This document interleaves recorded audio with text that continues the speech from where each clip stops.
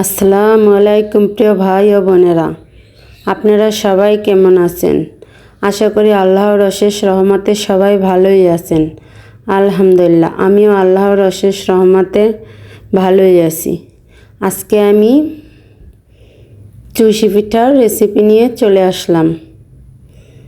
এখানে আমি চালের গুঁড়ি নিয়েছি। এখন আমি গুঁড়িগুলো সিদ্ধ করে নেব। তার জন্য পরিমাণ মতো পানি নিয়ে নেব।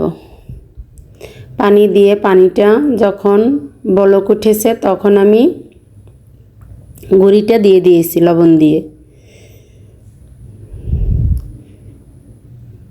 ফুটন্ত পানির ভেতরে দিয়ে কতক্ষণ ঢেকে রেখেছি।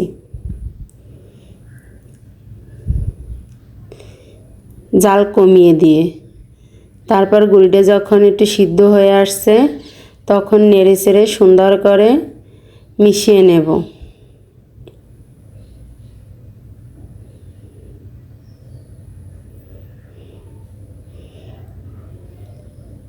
সুন্দর করে একটা ডো তৈরি করে নেব।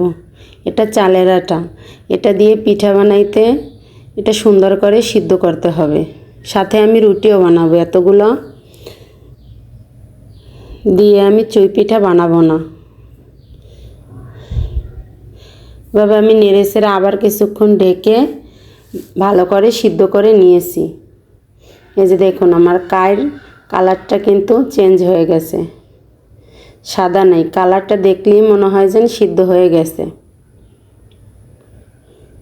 এখন আমি নামিয়ে নেব।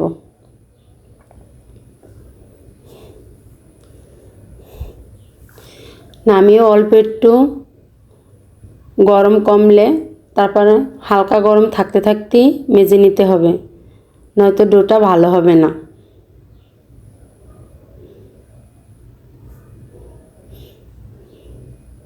যে সকল ভাই বোনেরা আমার ভিডিওটি দেখেন এবং লাইক, সাবস্ক্রাইব, কমেন্ট করেন, তাদেরকে অন্তরের অন্তঃস্থল থেকে অসংখ্য অসংখ্য ধন্যবাদ ও ভালোবাসা। এখন আমি ডোটা সুন্দর করে মেখে নিব, মথে মথে মেখে নিব। আমার ডোটা মথা হয়ে গেছে। এখন আমি চুই পিঠা বানানোর জন্য লতা দিয়ে নেব। অল্প অল্প একটু একটু কাই নিয়ে এরকম চিকন চিকন করে লতা দিয়ে নেব।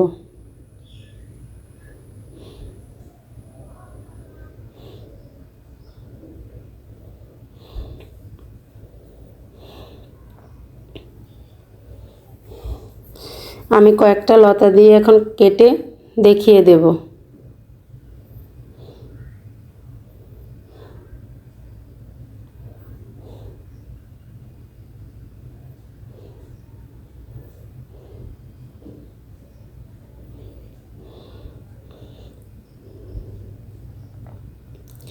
অনেক ভাই বোনরা আছেন ভিডিও দেখেন কিন্তু একটা লাইক দিতে ভুলে যান। প্লিজ একটা লাইক দিয়ে ভিডিওটি কন্টিনিউ করবেন।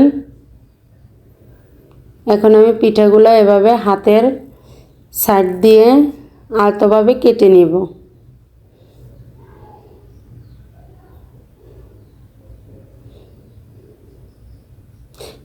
আমি অফ ক্যামেরায় পিঠাগুলো কেটে নিয়েছি। এখন পিঠাগুলো রান্না করার জন্য সব কিছু দিয়ে দেব যা যা লাগবে।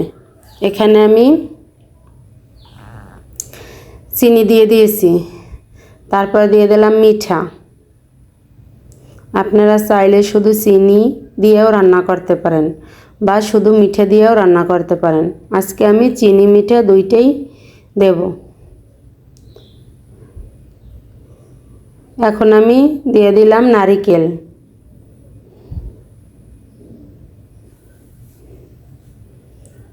এখন দেব গুঁড়া দুধ দিয়ে আমি মিশিয়ে নেব। দেখব যদি আরও লাগে তাহলে আরও দুধ দেব। আমি আজকে দুধ নারিকেল দুইটাই দেব। আপনারা চাইলে শুধু দুধ বা নারিকেল দিয়েও রান্না করতে পারেন। এখানে আমি আরেকটু গুঁড়া দুধ দিয়ে দেব।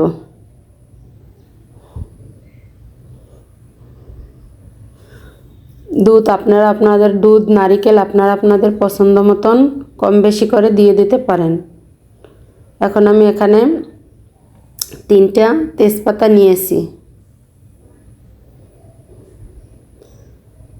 তেজপাতা 3টা আমি মাঝখান থেকে একটু ছিঁড়ে দিলাম। এখানে কয়েক টুকরা দারচিনি নিয়েছি, 4টা এলাচ নিয়েছি। এগুলো এখন ধুয়ে সুন্দর করে এলাচের মুখটা ফাটিয়ে দিয়ে দিব।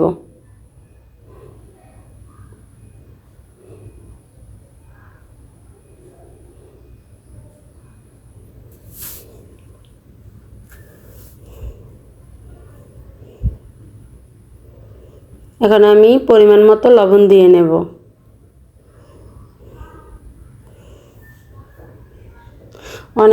অনেকে মিষ্টি জিনিসে লবণ খায় না, কিন্তু আমি লবণ দিই। এখন এটাকে আমি ফুটিয়ে নেব। এরকমের টকবগাই যখন ফুটবে তখন আমি পিঠাটা দিয়ে দিব। অল্প অল্প করে দিব আর অল্প অল্প করে নেড়ে দিব।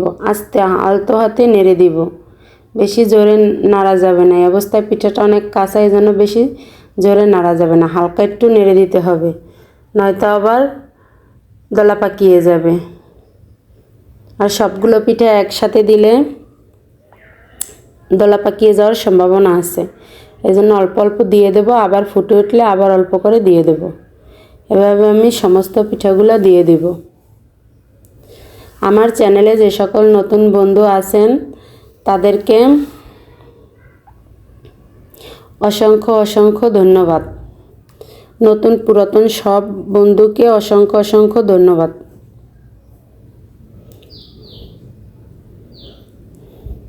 আর আমার ভিডিওটি যদি আপনাদের কাছে ভালো লাগে তাহলে চাইলেই আমার চ্যানেলটিকে সাবস্ক্রাইব করে পাশে থেকে যেতে পারেন, বেল আইকনটি বাজিয়ে দিতে পারেন। পিঠাটা আমার রান্না করা হয়ে গেছে। এখন আমি একটা বাটিতে বেড়ে দেখিয়ে দিচ্ছি যে পিঠাটা একটুও ভাঙে না, একবার আস্তে আস্তে রয়েছে। আজকে আমার রান্নাবান্না শেষ। আবার দেখা হবে নতুন আর একটা রান্নার ভিডিও নিয়ে। ততক্ষণ সবাই ভালো থাকুন, সুস্থ থাকুন। সকলের জন্য দোয়া ও ভালোবাসা রেখে আজকের মতো আল্লাহ হাফেজ।